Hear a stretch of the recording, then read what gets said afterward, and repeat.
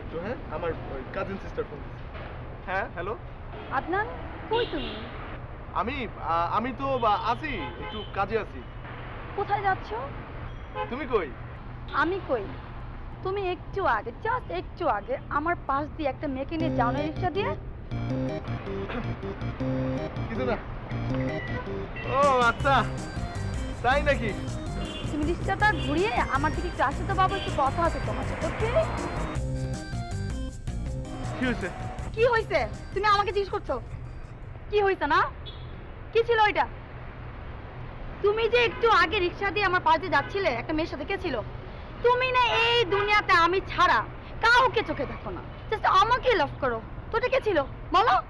ঠিক আছে, সব কথা তো তুমিই বলতেছো। তুমি তো নিজের মতো করে একটা গ্রাফ চিন্তা করেই নিছো, তাহলে আমাকে ফোন দিয়ে জিজ্ঞেস করলে কেন, আসতে বললে কেন? তুমি থাকো, আমি গেলাম। আরে দাঁড়াও এখানে, কথার উত্তর দিতে তারপরে